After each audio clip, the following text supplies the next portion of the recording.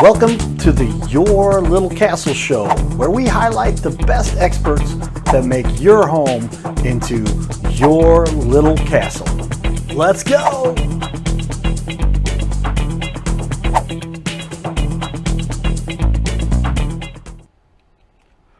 Ladies and gentlemen, Carter Rethwish, aka the Cardinal Cowboy. I'm a licensed loan officer here in the state of Missouri, but we bring on aspects of all parts of our country and our culture and everything that works in the community for that house, the household. So you are here on the Your Little Castle Show. We are live. Behind me, you can see the okworldstage.org. We've got a special guest here that we're going to bring on. She is in OK, Oklahoma, and let's bring her on right now so you guys can enjoy some of the excitement we've got with our new guest. This is Kelli McLoud-Schingen. I think I said that right. I'm going to bring her on the camera right now. Hey, Kelli, how are you doing? I'm doing super good, and you did a great job with my pronunciation. Okay, well, you gave me some practice there. A lot of people know you do prep many times before you bring somebody on so that you can practice things a little bit. So we've had you waiting in the remote virtual green room, if you will, and now we have you live in our studio here are you in Tulsa, Oklahoma? I am in Tulsa, Oklahoma. That's right. Okay. Well, Tulsa is one of my favorites. I've been down there. I played a little football down in Tulsa back in the day, and that's how I know our good friend, Doctor. He hates it when I call him Doctor, but Doctor Lawrence Moran, a famous actor, producer. He's done America's Most Wanted. He's been in a bunch of shows and movies everybody knows. And you guys are connected. He introduced me to you because you guys are doing some exciting stuff down there at the OK World Stage in Tulsa, Oklahoma. Tell us what's going on down there. Well, we've had a great year, and Lawrence is amazing. As a matter of fact, he was one of our featured actors in The Shawshank Redemption, which is how I met him. And so that was the show that opened our season this year, was the Shawshank Redemption, and Lawrence was featured in that production. And from his audition, I was just blown away. I really felt like he was a major star. And then, of course, I later learned about just how much work he has underneath his belt. So it was an honor, and I'm grateful that he connected us. But beyond that, we had a fantastic season this year. It was called Stories of Our Humanity. We opened with The Shawshank Redemption, and then we did a production called The Legend of Georgia McBride, which was a fantastic comedy drag, coming to terms with, identity. And then we did Doubt, a parable, which most people are familiar with because of Meryl Streep's version of that. We did a fantastic production in February called The Song of Jacob Zulu, which was hadn't been seen on stages since 1994, I think it was. So for 30 years, post its Tony nominations, it had over 6 Tony nominations, but hadn't been done. So we got special permission to do that. And then now we're ending the season with The Revolutionist, which opens tomorrow. Well, lots of fun and excitement down there. From what I understand, some of the best performances you'll find on stage in the country. Is that fair to say? Oh, absolutely. I have no doubt about that. Can you tell me some of the most famous actors that have been, will be, or are currently appearing, and some names we may know? Well, you know what? I think that you can, some people may remember Tim Reed, the actor Tim Reed from Sister from WKRP in Cincinnati, Frank's Place, etc. We worked with Tim last year to do what we call behind the scenes with Tim Reed. He also brought his film festival to us as we honored the 100th centennial, the centennial of the Tulsa Race Massacre. And then, we're kind of talking to him about something else in the upcoming years. So I don't want to give away too much, but yeah, so he's probably one of the most famous actors that we worked with outside of, the fantastic Lawrence Moran. Well, I tell you what, there's a lot of fun people that you get to meet when you run around the country, like I've been so fortunate to do. Dr. Moran, Lawrence Moran, the actor. Look him up. He's got an incredible reel on his page, on his YouTube. with all the stuff he's done. And I got to know him by playing football. I was the kicker. I don't know if, does that count as a player? I don't know if you count the kicker as a player. Absolutely, you do. Yes, you absolutely count the kicker. It's like the guest star that walks on, and then every once in a while you just kick a ball, goes through the uprights, and everybody loves you. Or you walk on stage, you forget your lines, and everybody, because you missed the field goal, and everybody hates you, right? They don't ever do that kind of thing. Okay, it's a little more brutal in the sports world than I guess it is in the acting world. But everything I've seen that you guys put together, your website is beautiful. I'm going to put that up on the TV screen here for everybody to see. That's a pretty cool setup you guys have up there. Making sure I've got all my buttons correctly pressed here. So let's see if I hit the right one. And there we go. And yeah, this is your website.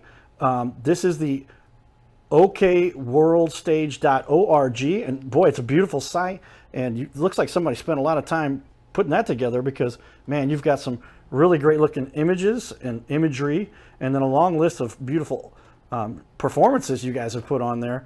Wow, you know, this is something that I think is intrinsic in the community and things that people need to see more of, because it's all about our culture and the way our community interacts. Talk to me a little bit about your excitement with being involved with something that has so much to do with the community. You know what? Thank you so much for asking me that question, because right now we could refer to ourselves as community with the capital U theater, right? Because we believe strongly that everything that we do, we need to connect with a community partner within the organization. So for this, within the city. So for this show, The Revolutionists, we are partnering with the University of Tulsa and their history departments, particularly their women's history department, because this production is about, feminists in the 1700s. So almost everything that we do, we want to connect with our surrounding community. We want to bring our theater to the community, but we also want to bring the community into the theater, so that we are sharing our tools, our resources, and frankly, we always felt like the theater is where you hold the mirror up to society and ask ourselves, are we who we think we are? And because we do that, we want to engage our audience, right? We want to engage the people of the community, those that come out and purchase tickets for us and support the arts. So I honestly don't know how we would do what it is that we do without being connected to the community, without getting out, meeting our neighbors, bringing those different businesses into the theater to talk about the other nonprofit agencies that do things that are connected to our shows. And I'll give you an example. A few years ago, we did a production called I Have Before Me, a remarkable document given to me by a young lady from Rwanda. And that production was one that we reached out to the YWCA Tulsa and invited them to bring a few of their immigrant and refugee services professionals to talk a little bit more about, let's not only talk about refugees and immigrants from the perspective of this something that's happening way over there, but let's bring that story and talk about what's happening in our own backyard. So we have these talkbacks, and then engage them by giving them an opportunity to come and tell us about their services, the communities that they work with, and programs or projects that they have coming up. So it's an entertainment with a little bit of education of the community. So it's community edutainment. Community edutainment. I like that. Well, you may or may not know, my mother has been a drama teacher for 50-something years. And so as a guy who's very athletic and loved doing the sports thing, I also have been to a fair amount of performances. And it really occurs to me that the whole performance is really a team effort. And that's what I try to emphasize with the work you have on a team, and why it's so important to be involved in sports, especially team sports, because you learn so much about that. But also how to be involved in the community with doing things like acting and performances in theater. And it just brings the community together. I imagine you have a few stars who may have a couple of the lead roles, but like I was kind of making my joke about being the kicker, I'm not a lead, but I'm still an important part of the performance, right? And so how involved do you get? Do a lot of your actors come from the local community, obviously, to help you fill the roles, to get the whole cast? Well, I won't say every. The majority of our actors are local. And these are incredibly talented people, well studied, or natural talents that have been doing this a long time and or are interested. So everybody basically comes from the Tulsa area. Every once in a while, we might get somebody who comes in from even as far as New York.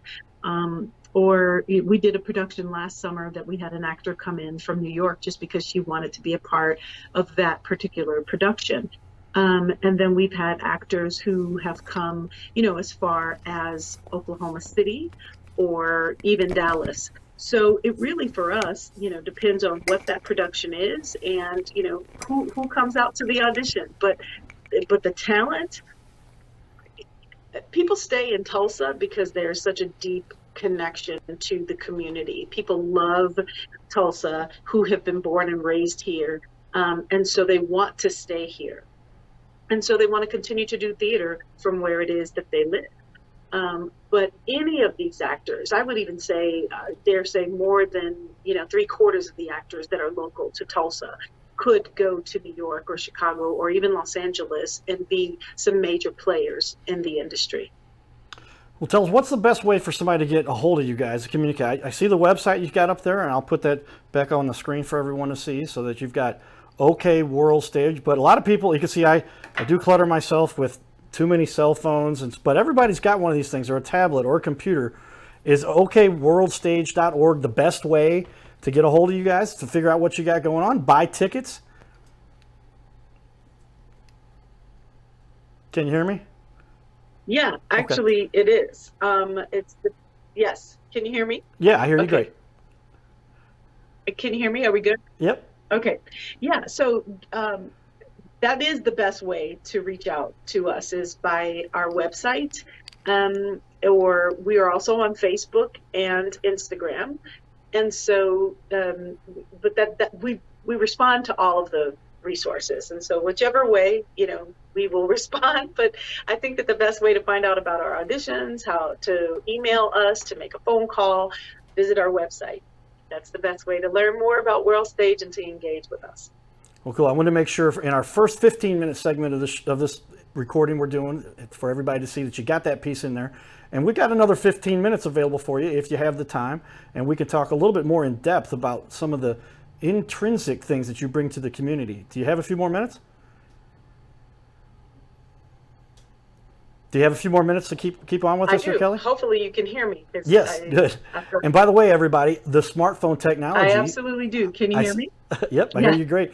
I sent a link to Kelli, and that's how she's connected through her smartphone.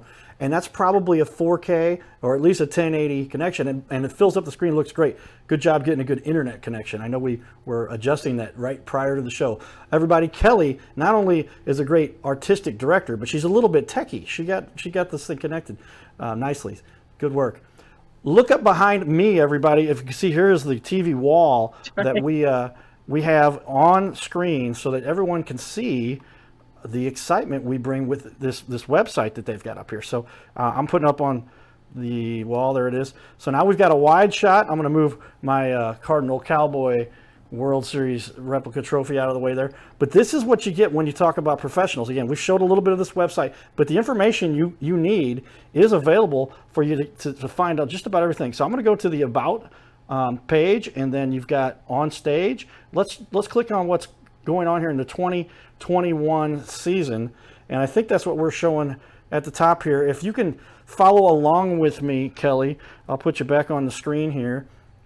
Tell me of the performances you have going on now, the current right now. But what shows up here is this Shawshank Redemption. Talk about that one a little bit, if you would.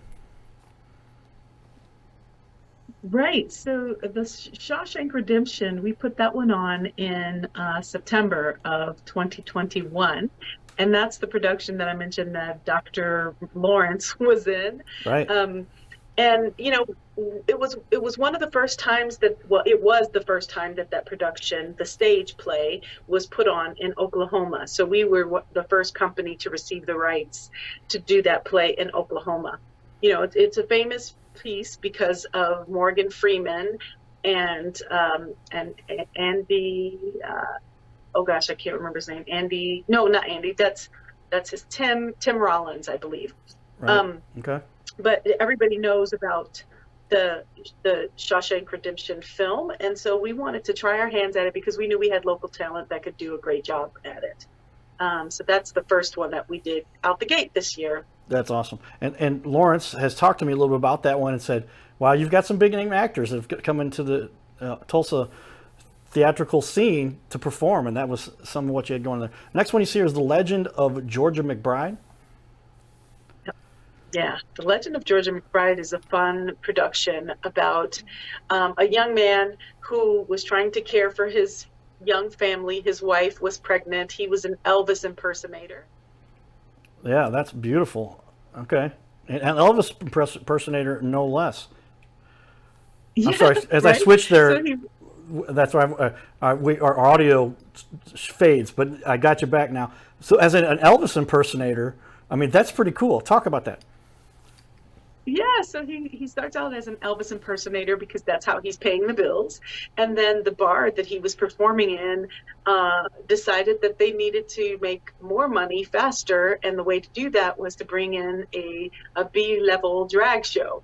And in order for him to continue to pay his bills, he had to become a drag star. So he learned a lot about himself, about what it means to be in community, what family means.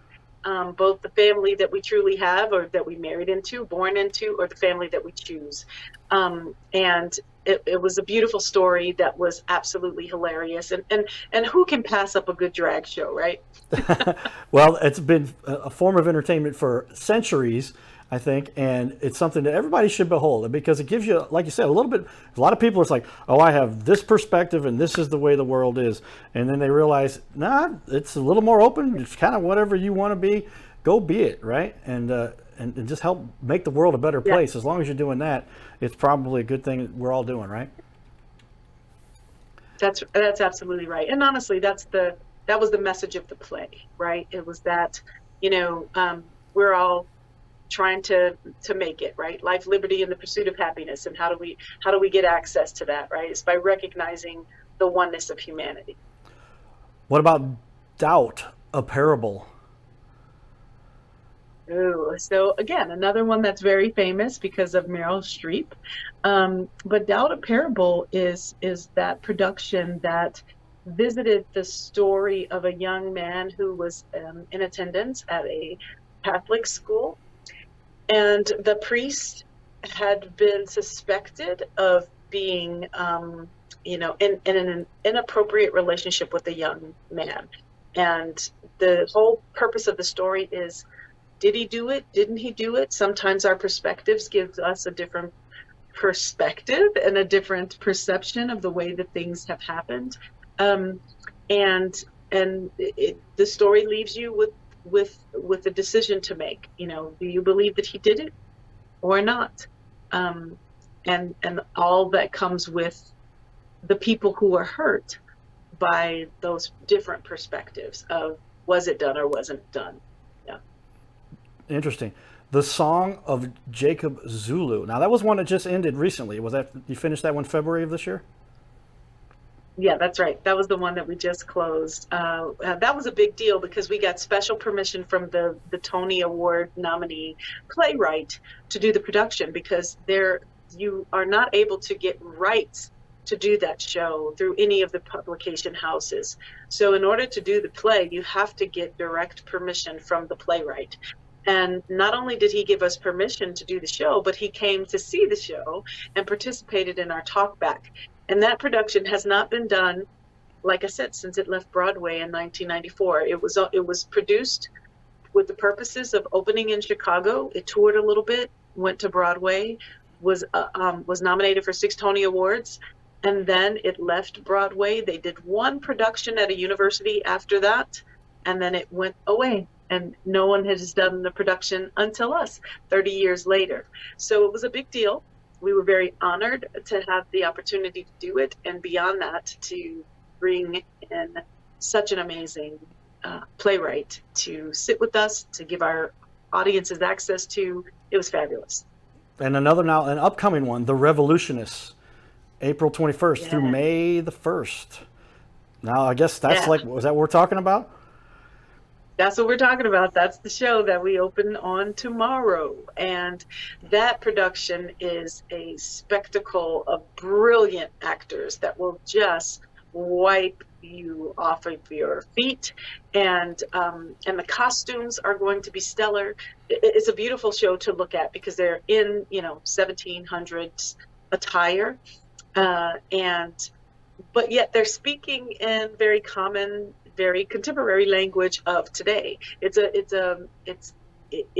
a historical piece, sort of like Hamilton, honestly. It's a historical piece that's been brought to the modern day through a different language, right? And so, in the way that Hamilton brought, hip hop into this historical lesson of one of our founders of, the country. I think that the same is true for this production, right? It's taking very contemporary American language and applying it to this French experience and exploring the notion of feminism and being a revolutionary during that time period. Was there a place for women? How were women seen? How did they protest? What was acceptable of a protest from a woman at that time? And piece of theater. It is hilarious, but it's also deeply moving. And it's four bad A women doing some bad A stuff. So it's good. Well, very cool. I mean, it's just exciting to have such a cultural experience with somebody who's so involved with making this all happen. It was neat as a kid. Like I said, I was fortunate to end up talking, going to a number of performances that my mother would put on at Afton High School. The theater has got vaulted seats, about 1,000 seats, a 60-foot stage. So it's not your normal high school theater. So it was a heck of a performance. And fortunate recently, well, it's been about 10 years now, John Goodman flew in and they did actually name the theater after my mom, which was kind of neat. And so just to be that kind of close to all of the theatrical side of the world, yeah, thank you. And I love my mother. She's made such an impact to help so many people. But that's why I think I have such an appreciation for theater and how important it is to have as part of the culture in our environment. And you help remind me there for a minute of the fact that, you go out on the field, and I'm big about sports, and that's what I believe every kid should play sports because you can learn so much in the classroom, kind of one-on-one, but you don't get that involvement with others that you have to do the team and win and lose together. But I really forgot about the fact that when you're doing a performance, you literally are bringing a message, and there's a point, there's a lesson to be learned. And that comes through in every performance that's out there. Now, there's definitely some lessons to be learned on the football field, on the baseball field, on the soccer field, on the hockey ice. But in a theatrical performance, it's like right in front of you and the point is made. And that's part of the whole point of the performance. Tell me, is that something you feel is kind of intrinsic, unique, special about what you get to do when you're doing these kinds of things to help make the community and the world a little bit better place? I have to say that that's the main reason why we exist. When we started World Stage Theater Company, we looked to, some of the greats like Shakespeare. That's what he did. He held up the mirror to society and said, is it worth it for, two people who love each other to not be able to be together because their families are at war, right? He looked at our royalty and said, are these people the best leaders that we could possibly have right now? I mean, I think that, what is beautiful about theater is that not only does it offer you this opportunity to explore who we are as humans. I mean, that's what art does. That's what art is. But it goes a step beyond and does some of the very same things that the sports teams do, right? I mean, it brings people together. You have to have collaboration, cooperation, right? If the play doesn't work unless everybody is there given 100%, everybody, both the actors, those who are in front of the stage, those who are backstage, the lighting designer, the costume designers, all of that is true for a sports team. It is a team sport, being in a production. And so in addition to that community that you build in the same way that you build community and team connectedness in a sports organization, You also get that development of empathy and compassion that is critical to connecting with our neighbors. Well, that is such an important part of just understanding how this little world works. I think, and so many people, I even had this discussion. I talk to my mom all the time. My dad, unfortunately, moved up to the next level. Unfortunate for us because he's up in a better place, but we'll see him soon enough. A lot of work here still to do, but I've always been very close to my mother too. And she made the point to me that it just, theater and performancing and schools are so valuable with helping us as a community to also not just learn how to do math and reading, but how to interact and how to build and how to learn how to participate on this little planet. The one thing she made a point to me was that in sports, one of the issues she had, and I'll bring this up because it's something that is worth discussing, I think, a little bit to keep in mind. And I won't say exactly what she said. Maybe I will. My mom's always just very direct and to the point. But that was, we develop all these little prima donnas that they're the best player and they've got to win at all costs. And that's great for somebody who wants to be competitive and lead and take charge and get things done. But that's only one person on a team or two people on a team. That whole team has to be part of that. And the attitude, something I had to learn a little bit because I was always so competitive, was like, you don't just go until you beat everybody. When you're in the real world, you have to learn how to work with everybody, right? And that's what I think you get more of from this theatrical side of the world, Kelli. But talk a little bit about that side of it if you think that's something that is also attributable to what we're talking about. Oh, absolutely. In the way that I believe firmly that theater is a team activity, a team sport, if you will. I think that the difference is that theater doesn't tend to be competitive. Theater tends to be collaborative. It needs everybody to come together to collaborate on something, to bring all of their strengths, all of their gifts, everything that makes them a unique person, an individual, in order to make that big production work. The difference on a team sport is that you would do an athletic sport, that you would do all of those same things, but it really is in order to beat someone else, right? And it is in order to be number one. It is to dominate in a sense, right? But that's not the spirit of theater. Theater really comes from a place where if I'm working with actors who are really very good, then the competitive nature is really about me wanting to step up my ability so that we can meet, and match one another's expertise so that the end product is something that we deliver to the audience that they appreciate. So it's not something that is about, well, I was amazing, I was brilliant. Now, I don't know what everybody else is doing. I was fantastic, right? And because it doesn't matter to the audience if one person is the best, right? Yeah. What they want is a great show. So they want everybody to be the best. Well, we're finishing up here. Thank you so much for your time, Kelli. An awesome story, method, and just overall contribution you're making to the community. And if it wasn't for people like you, who knows where our world would be. Hey, thanks everybody. Stay tuned for more. This is the Your Little Castle Show. Giddy up.